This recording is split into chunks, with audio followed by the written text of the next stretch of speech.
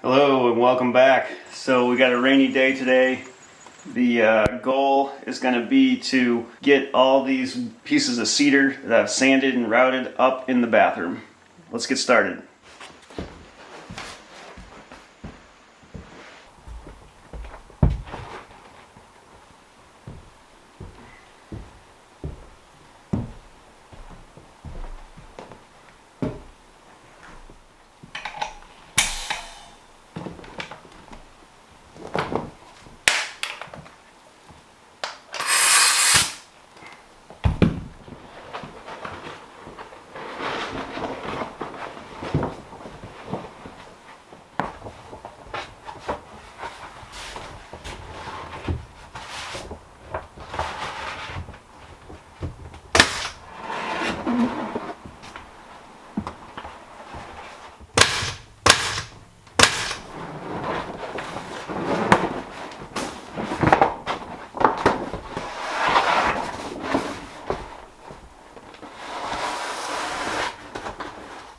Alright, so this is a bit frustrating, but I didn't bring the nail gun that I'm using, the finish nailer, to fasten these boards up, which is frustrating. So I do have all my electrical stuff to wire 2 lights, a fan, and a ceiling light. So I'm going to get that done now.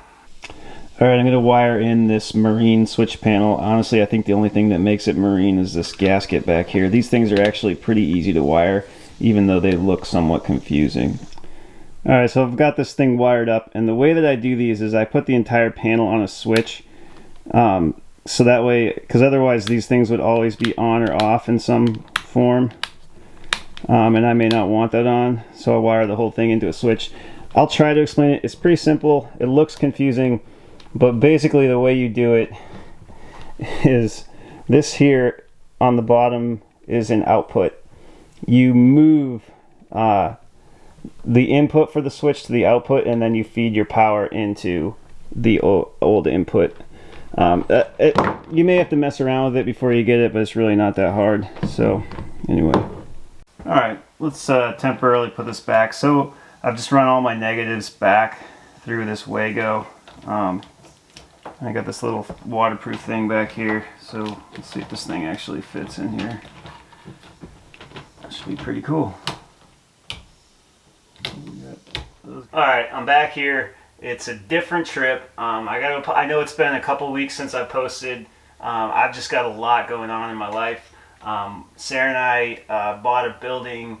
We operated it. We fixed it up a bit. We operated it as an Airbnb, and we just sold that like 2 days ago. So I was doing a lot getting that ready to sell.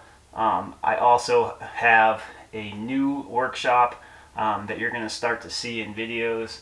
I used to share a shop, and we both got too busy to work in one shop, so I had to get my shop up and running in another building that Sarah and I had kind of speculated on back in 2017. We bought it. It was cheaper than a Honda Civic, and we just sat on it for a while. Well, I had to get that all fixed up. That's getting there, so I've been working on that a lot. So I just haven't had a lot of time to be down here working. But this does work. You can see when I turn the lights on, they're both in parallel. Kind of fun. So we're going to get the rest of this chair rail up until, I don't know, somewhere around here. And then we're going to stop and transition to drywall, so that's going to be a little bit brighter in here, some kind of light color. And then after that, we're going to do a lot of fun stuff, mostly getting ready for the pond videos. So we're going to get back to working on the pond.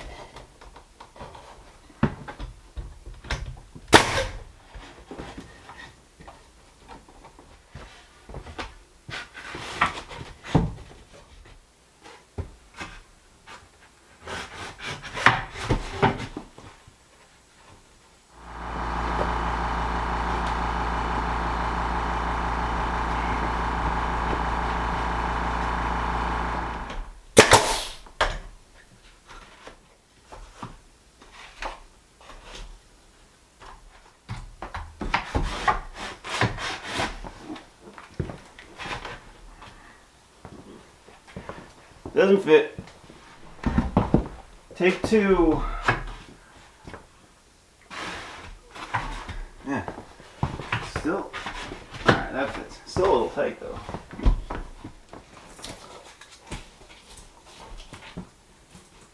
Let's see if it's going to fit under this windowsill.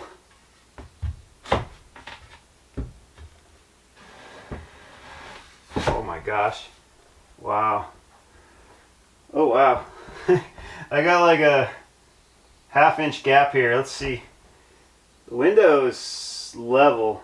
Okay, so that memory card ran out while I was talking, but basically I can kind of fudge this with the chair rail, so it's not going to matter. It's a little embarrassing, but in the grand scheme of things, it'll be covered, and no big deal.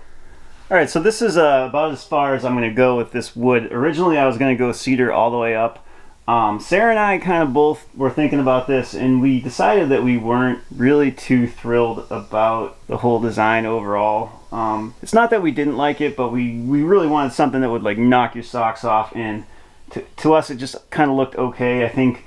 So we're going to finish it a little bit similar to the bedroom, so it's going to transition to drywall that's painted like a lighter white. I think the bedroom color might be alabaster or something like that, so it's going to transition like that bedroom. You know, sometimes you try stuff and it just doesn't work out. The shower with the black, probably going to keep that around for a while, but then ultimately going to take it down and do some kind of a tile here. Not really sure how I'll do that yet, but it's going to be a little different than this. We're just not too thrilled with it. So the good thing is I can throw the sink in. It's basically usable for the winter once I put the sink in, and then I'll get back to it. So that said, I'm done in here for now in this room.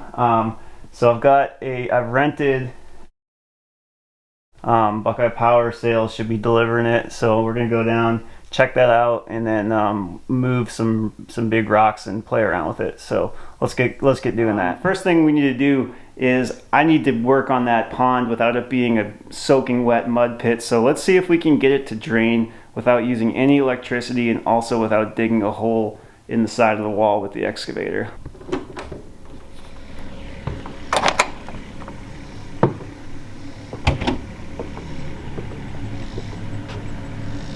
Pretty full. Just charging the excavator battery a little bit, letting it run.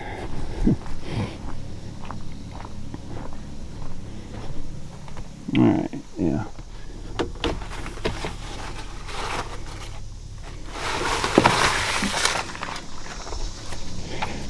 All right. We're gonna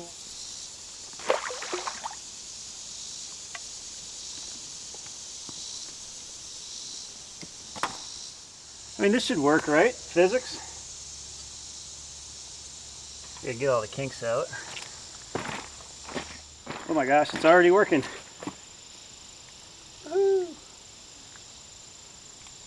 Alright, that's working surprisingly well. I mean, I'm not in a rush, right? I mean, I basically can work while this drains.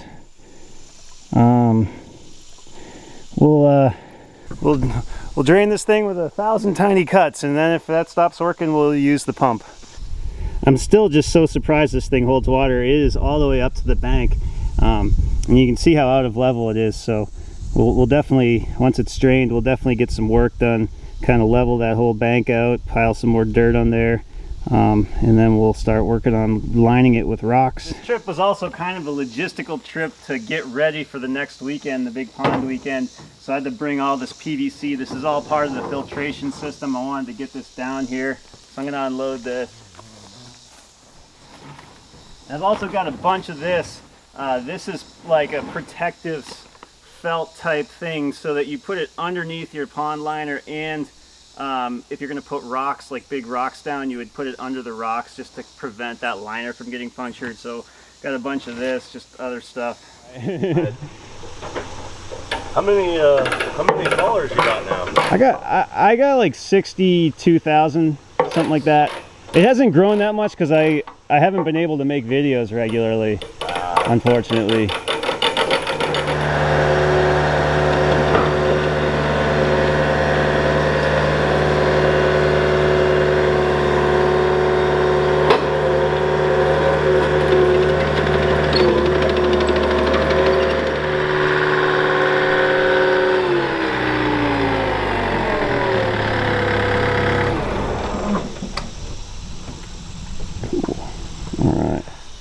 So I rented this machine to carry these rocks up the top of the hill. I could do it with my truck and the excavator, but it would be really time consuming, so I figured it was a good excuse to rent this. And since I have it, I'm gonna grade the driveway a little bit, and I can see that I've got a tree and the road up here that I've got to take care of, so we'll just do some chores here and we'll film it.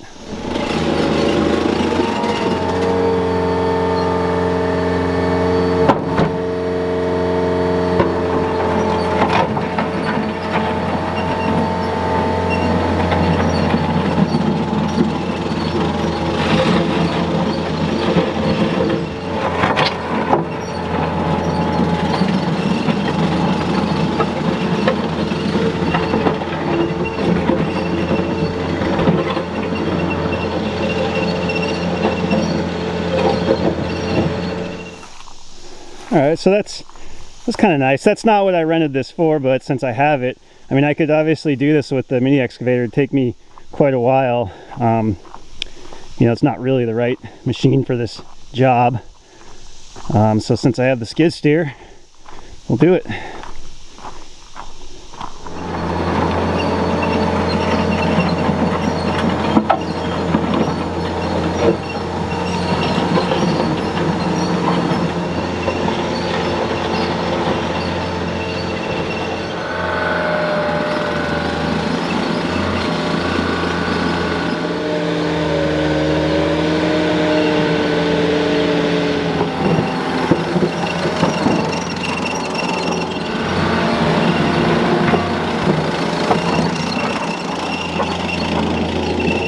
Alright, well that's basically the whole road. That took me all of like, the longest part was moving the camera. It took me all of like 20 minutes, including moving the camera. This thing is neat. I have not tried a different brand of skid steer, so I can't compare it to anything, but it's really fun. It's not that hard. I'm using float, so that's kind of like a good beginner way to do it, I guess. It's super fun to do. Like, I would totally encourage anyone to rent one of these and just use it for a couple days. You'll love it.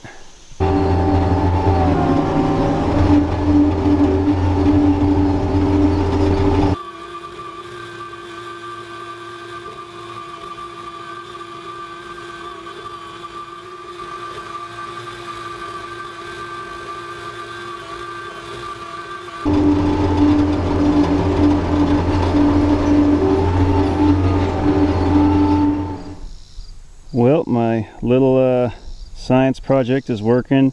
You can kind of see from this vantage point, it's come down maybe 3 inches. There's kind of a sheen on the far shore.